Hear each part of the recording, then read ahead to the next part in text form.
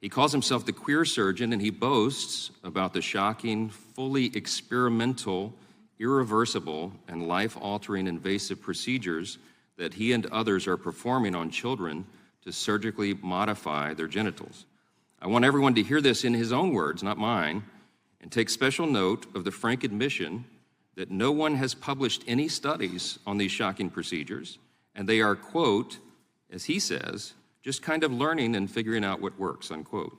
Later in this video, he admits to performing, quote, huge reconstructive surgery, rearranging anatomy, and then acknowledges that they know almost nothing about the outcomes for these children. And, quote, he says, we'll know more in 5 to 10 years, and, quote, it'll be fascinating to see how all these kids turn out. Wow. With unanimous consent, I will enter the link to this full video in the record of our hearing because everyone should watch it. It is absolutely nightmarish and surreal to hear the description of what these people are doing to the bodies of young children. Please play that clip, and I will say viewer discretion is advised.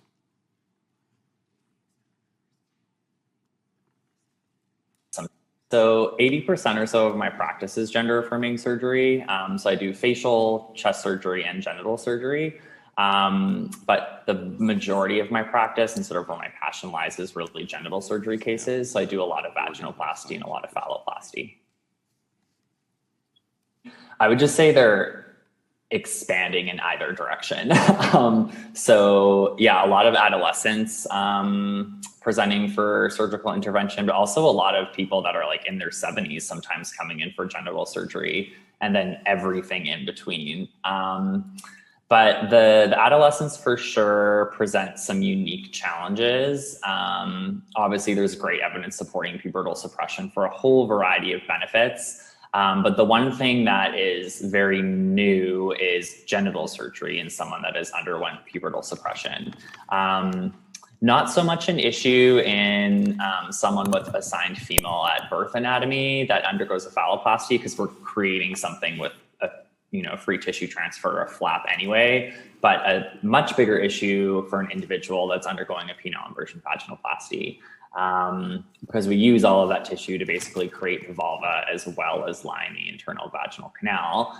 And as a specialty, those of us that do a fairly high volume of genital gender affirming surgery, we've maybe done a handful of pubertally suppressed adolescents as a field, and no one's published on it yet. OHSU we're just putting our first series together as we're kind of learning and figuring out what works. But it's really changing things because you don't have enough tissue to line the vaginal canal. So you either have to take a skin graft or take skin from elsewhere or use some artificial product. The way that we're dealing with it is by using a robot, and we're basically performing intra-abdominal components of the surgery. So we're using peritoneum, which is the inner lining of the abdomen, to line most of the vaginal canal. And by doing that, that allows us to use all of the remaining tissue externally to create a vulva and try to make also an aesthetic result.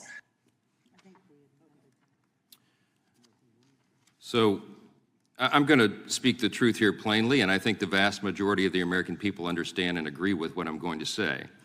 What you've just heard there is a little sample of barbarism. This is the mutilation of children, and it should be prohibited by our law. This so-called gender-affirming care is anything but affirming and caring, and the language matters. This is adults deciding to permanently alter the bodies of children who do not have the capacity to make life-altering decisions on their own. And here's some more plain truth that everybody acknowledged until about 15 minutes ago. It's been plainly observed and fully respected by every culture for all of recorded history. Sex isn't something you are